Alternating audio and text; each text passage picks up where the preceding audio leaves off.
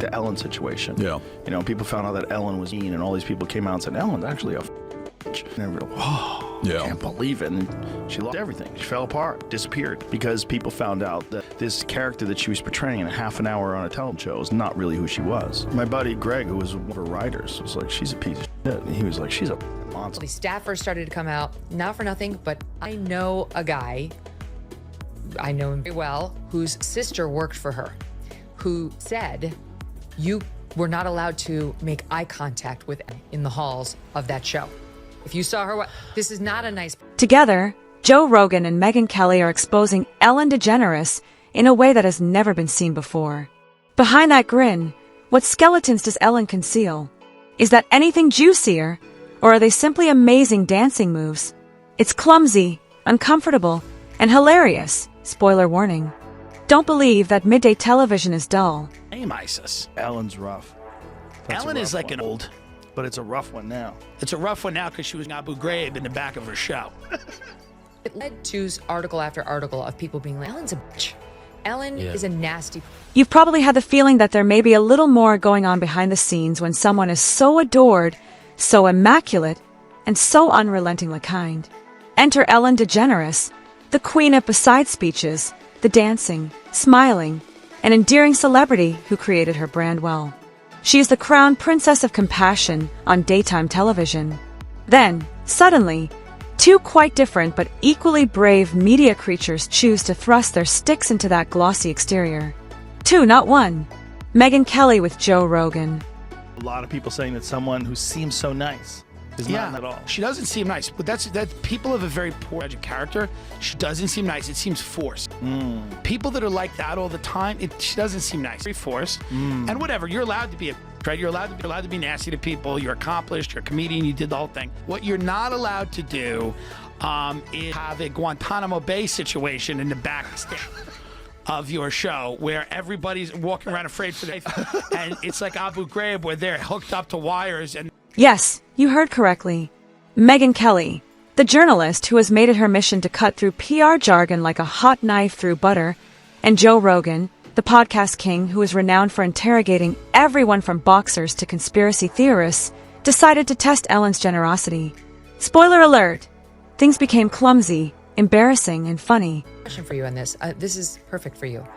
Because I'm seeing this week that there is an attempted comeback by somebody who did not cross one of those fateful lines of misstepping on their sacred cows of gender or race or sexuality. Yeah. But she was said to be a nasty biatch, and that's Ellen DeGeneres.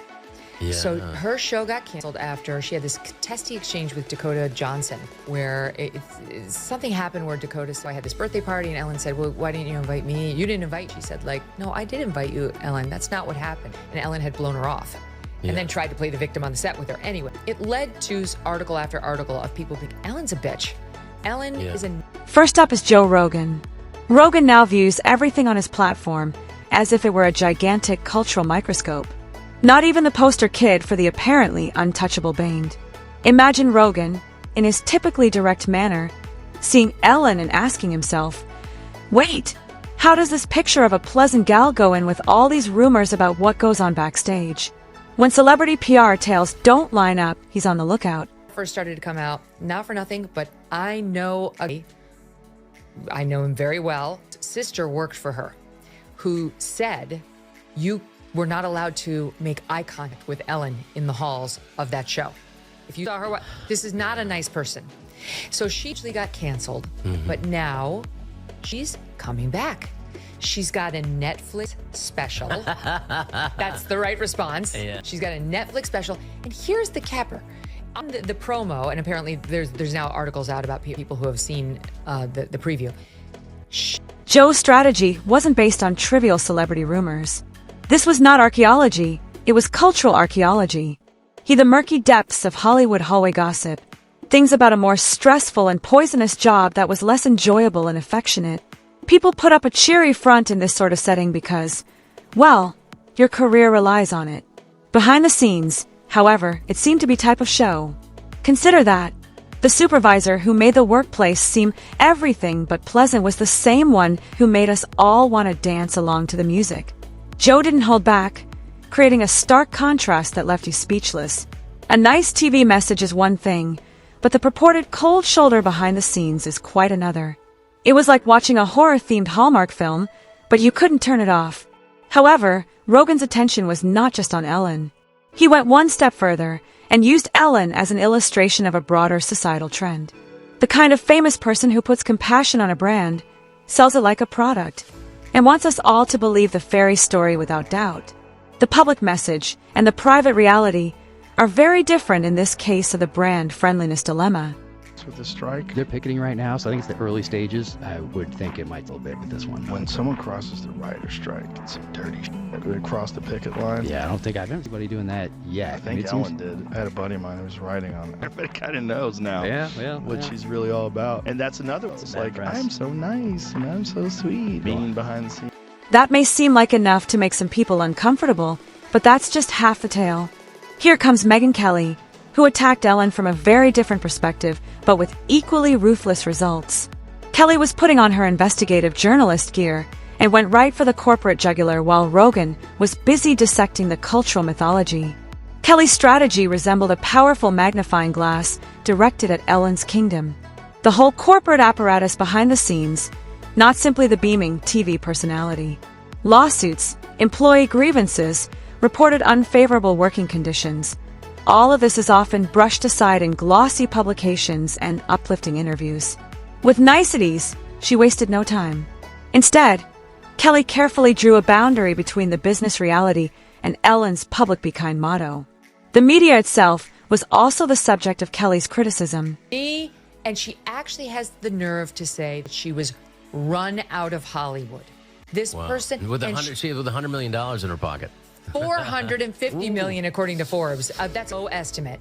Yeah. Because so now she's out there saying, I was run out of Hollywood. She's reportedly complaining about how hard it is for women in America with the double standards. Look at Oprah, how hard for her. Oh, she's got like 10 houses. Ellen DeGeneres. Michelle Obama, look how hard it is for women in America. They're gonna let her back in, Rob, because she's a lesbian, she's a leftist, and she didn't.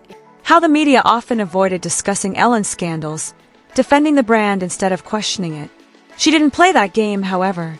Rather than focusing on the stage grins, Kelly highlighted such contrasts, shifting the focus to the messy human reality.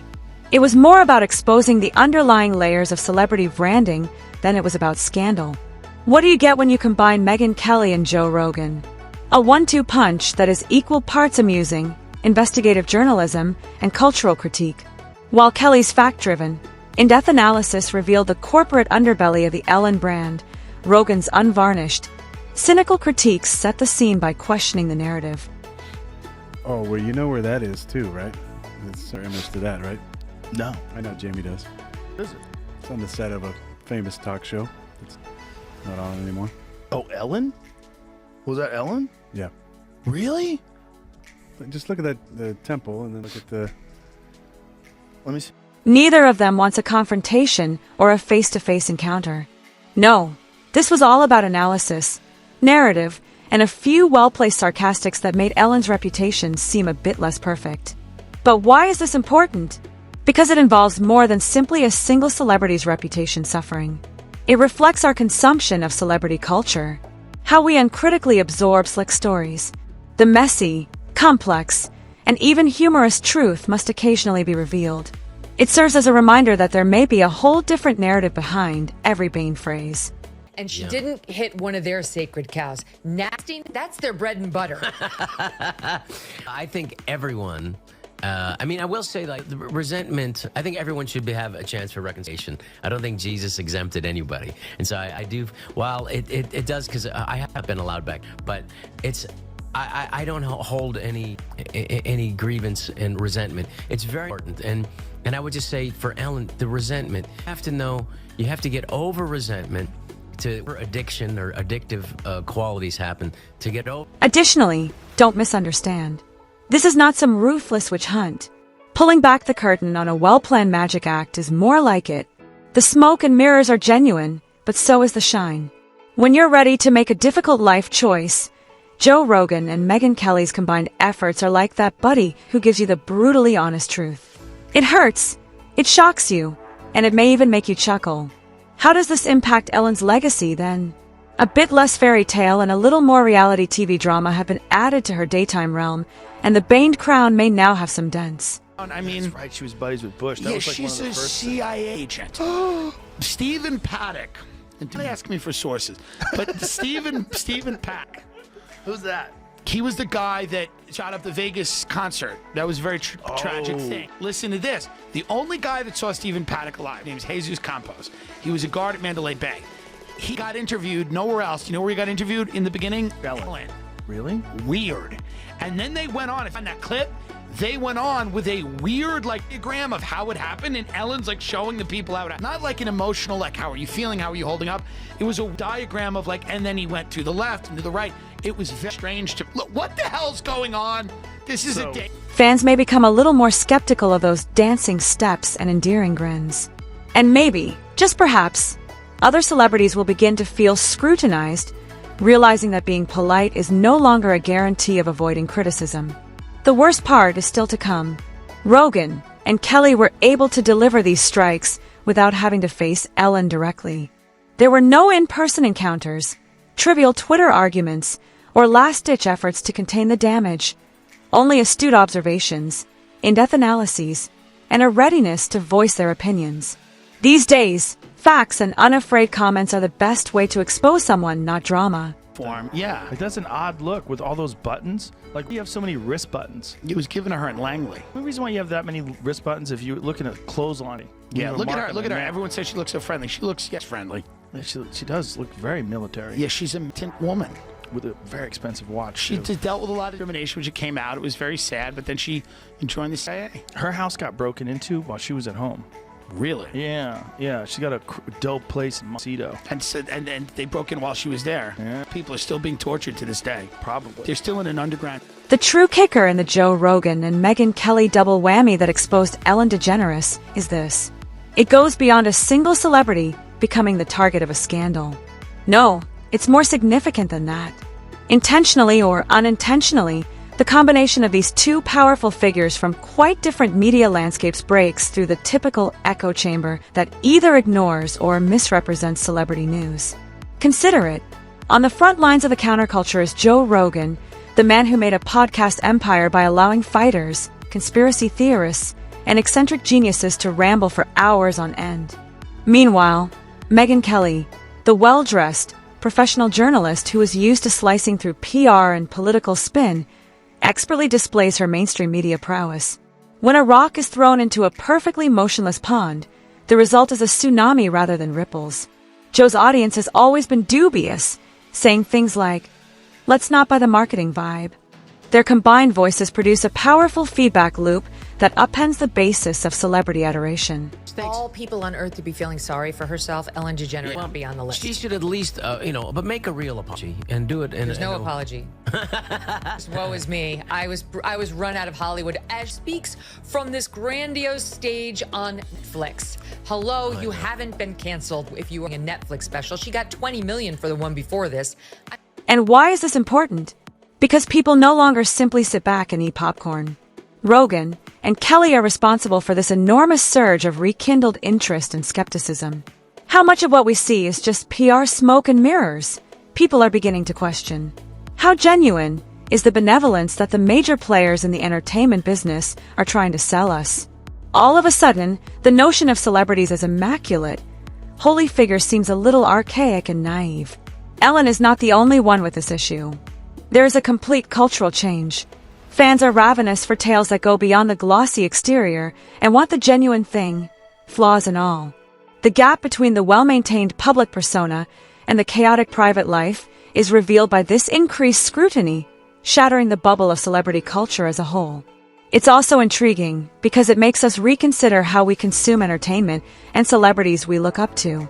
It seems less like inspiration and more like a well-written sales pitch when a "Be Kind" tagline becomes a marketing strategy rather than a lived philosophy.